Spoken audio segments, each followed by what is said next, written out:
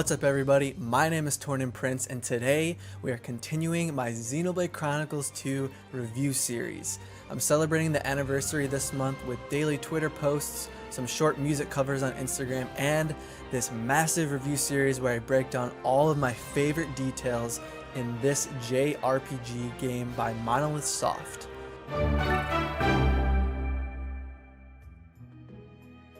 For me, the story and plot in the video game is one of the most important, if not the most important aspects of the entire experience. I want games that bring me along for the emotional journey, cause me to think, bring tears to my eyes, laugh till it hurts, and make me feel like I am right there with these characters, experiencing everything with them every step of the way. It's why Breath of the Wild isn't my favorite Zelda game, because I felt the story was lacking compared to other entries in the series. But the Xenoblade Chronicles 2 story is full of action, surprises, and moments that really tug at your heartstrings. I constantly pushed forward not knowing what to expect, laughed at all the comedic interactions between the characters, and was constantly shocked at what was happening as I just couldn't believe it. So I'm not going to sit here and recap the entire story because that's not the point of this review. What I will do is talk about some of the most shocking, thought-provoking, and impactful moments that I enjoyed throughout this entire experience. First, I'd like to briefly touch on the colorful cast of main characters and why their dynamic really helped shape the entire experience. So Morag and Zeke basically parent the entire bunch, as the younger Nia, Rex, and Tora can act like children at times. It creates a very funny dynamic and felt like you were watching a sitcom. As far as the voice acting goes, a lot of people really dislike the English audio in Xenoblade Chronicles 2. I feel the exact opposite though. The British English accent really seems to fit well into the world, and most of the characters' lines are done well.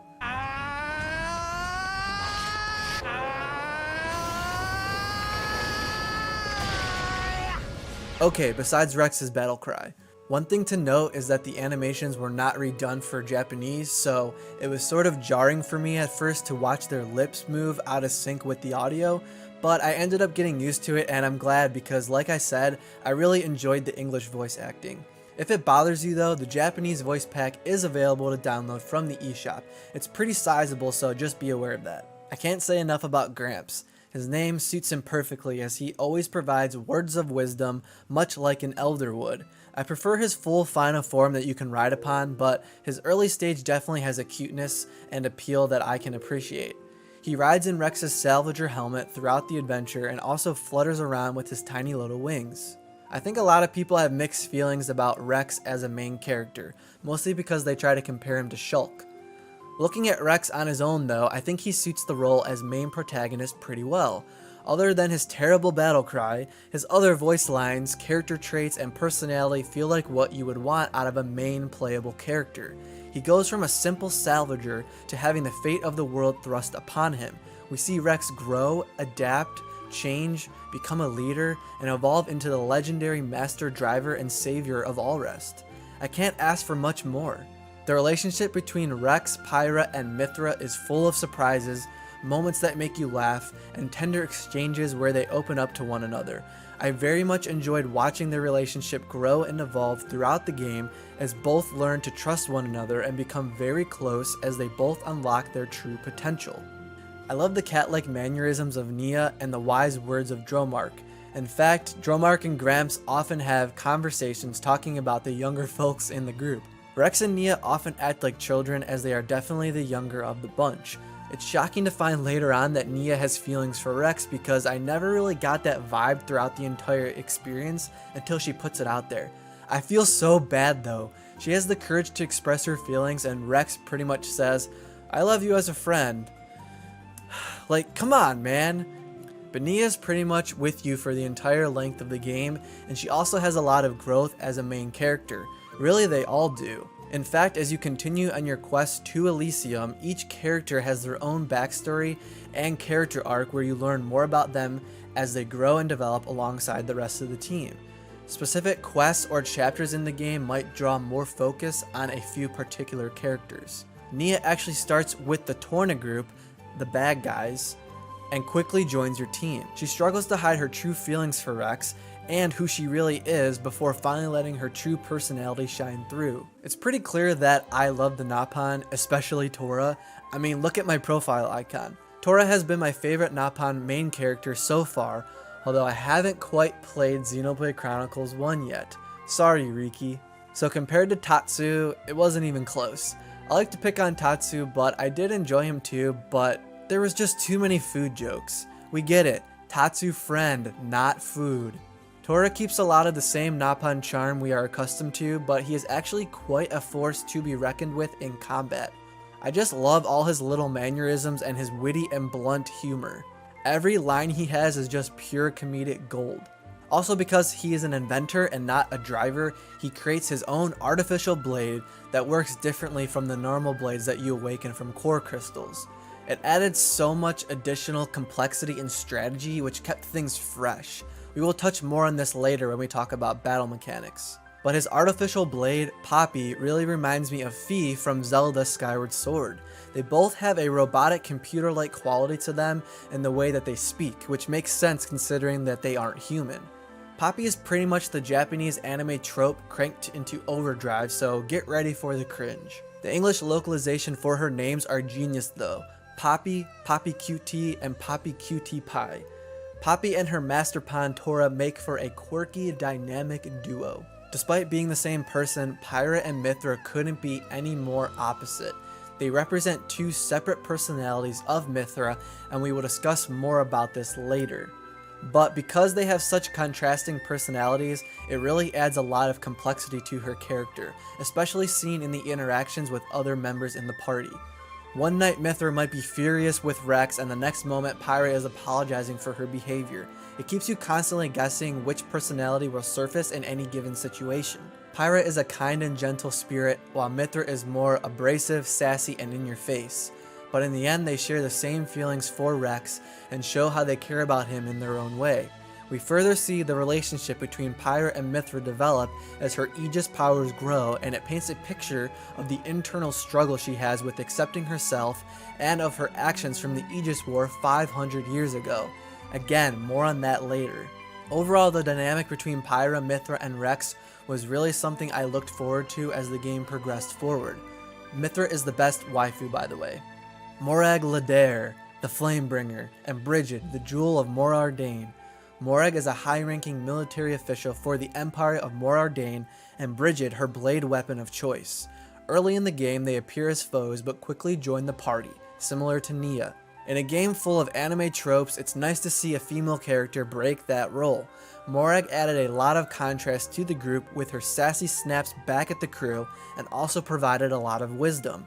Her character's side story revolves around her relationship with the Emperor of Morardain, Niall, her pseudo-brother, and how she used the relationship to push herself forward. Brigid shares a similar personality, and the two are another example of a fantastic pair of main characters. Zeke, the Zekinator, Zeke von Gembu, and the Eye of Shining Justice. Zeke, a fan favorite, is the fatherly figure to the main crew and is always upbeat and provides light to some of the more tense moments. The focus on Zeke deals with his past relationship with his father, King Eulogimenus of the Kingdom of Tantal. Zeke believes in Rex and teams up with him to confront his father and all his wrongdoings. Zeke provides quite a lot of wisdom as he is a bit older than the rest of the party. Pandora is the quirky sidekick to Zeke and is always his #1 fan. The two have a fun dynamic and provide some lighthearted dialogue to ease some of the more tense moments. I don't want to spoil too much, but essentially each pair of driver and blade has a very specific relationship and side story that you will experience throughout your adventure. These complement the growth of the entire party as they push forward to lead Rex and Pyra to Elysium. Rex is truly a lovable leader who is full of passion, and why these other members stand by him through it all. It's a great dynamic to witness, and all these extra character details make everything feel much more authentic. I'm curious who your favorite duo of main characters is and who you played the most as, but now we're going to get into the plot, my favorite part. In the opening cutscene, you see a vast, engrossing world with deep lore. You witness a titan die and sink into the cloud sea beneath you. Your home is another one of these titans called Azurta, or better known as Gramps, and he details what the world of Alrest is all about. So many mysteries to solve and places to see. It makes you feel like a tiny water droplet in the vast ocean of the Cloud Sea. This initial moment is one of the many impactful story moments throughout the game that completely left me in awe.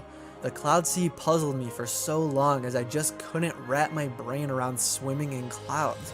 It made the discovery of its true purpose all the more satisfying in the end.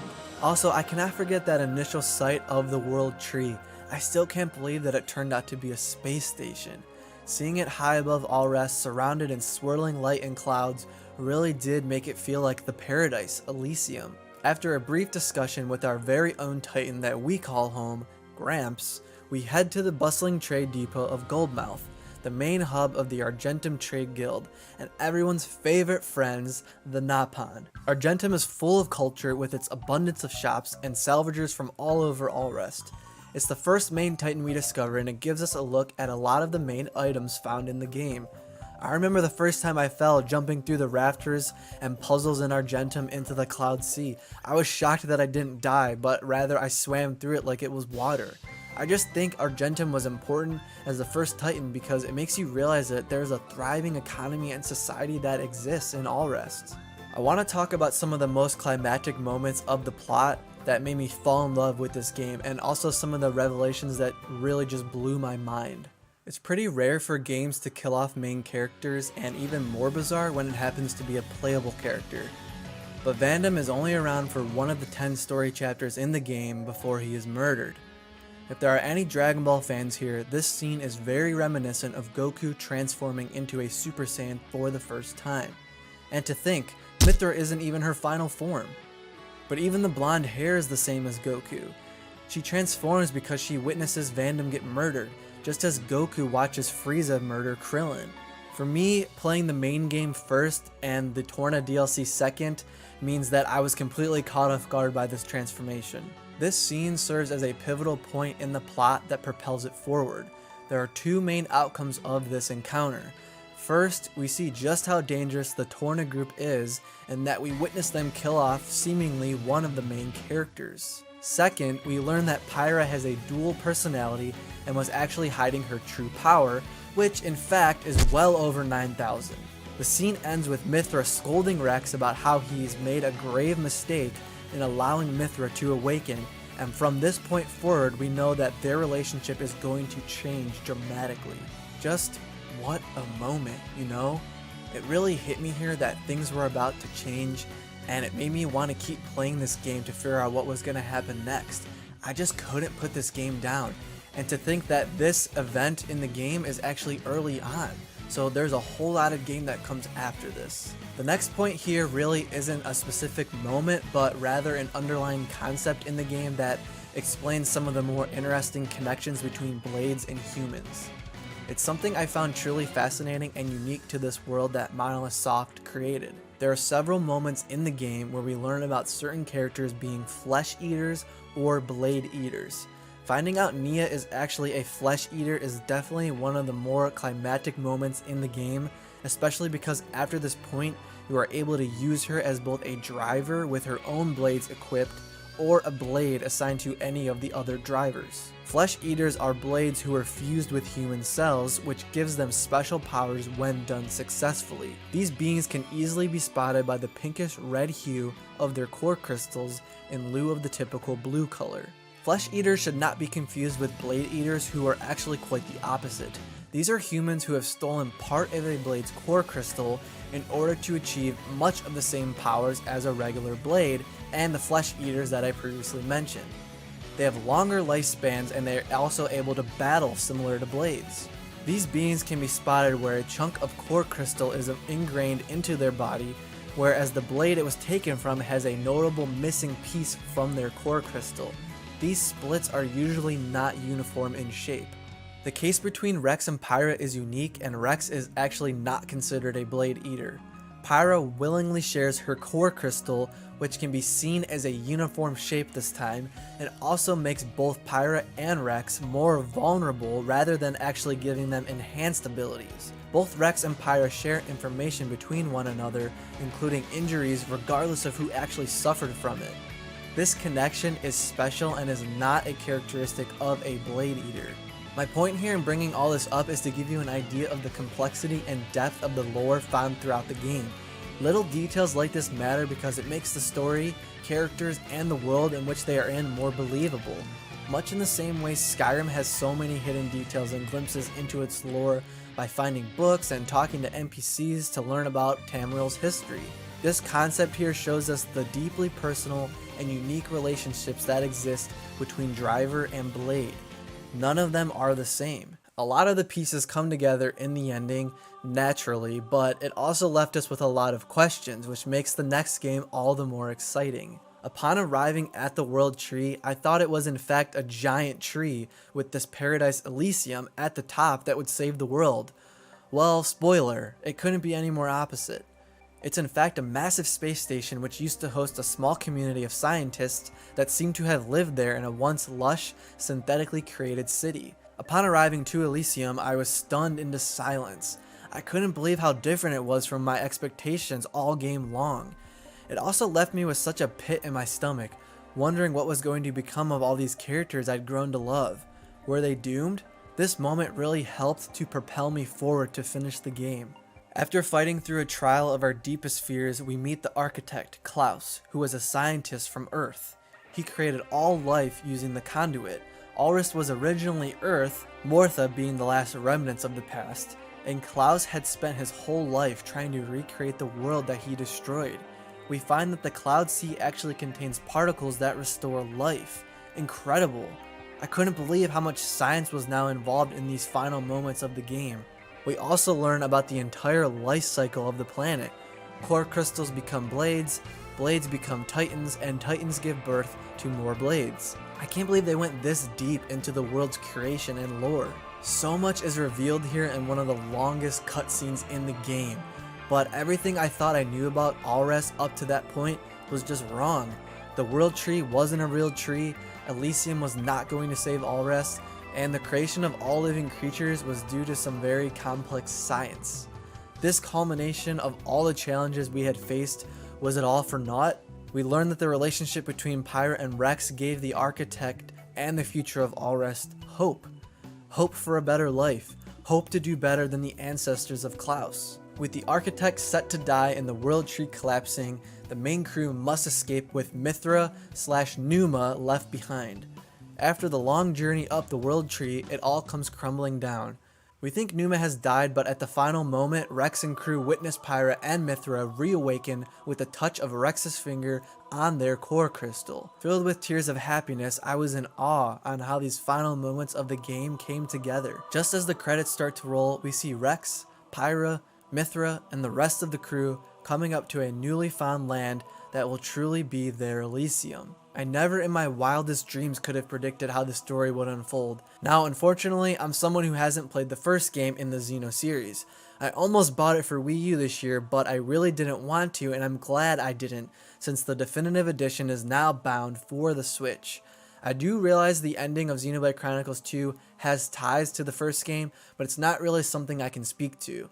This ending was an emotional roller coaster though, full of aha moments and also things that brought on more questions, especially the connections to the other games in the series. A truly great ending to this masterpiece of a game. I hope through all this you can see just how deep the story is and how much lore is involved in the world of Alrest. Now, this is in no way an exhaustive list of all the characters or major plot points in the game, but I can't make an hour-long video because then no one would watch it. But honestly, I could keep going on and talking about this because I love this game so much. I'm so passionate about it. It's a huge game. There's so much lore, so much history and backstory to everything. So please continue the conversation in the comments below. I want to talk to you about your favorite parts of the game. And I hope to see you for part 3 coming soon, which will be about blades and the combat system. All right, I'll see you in the next one.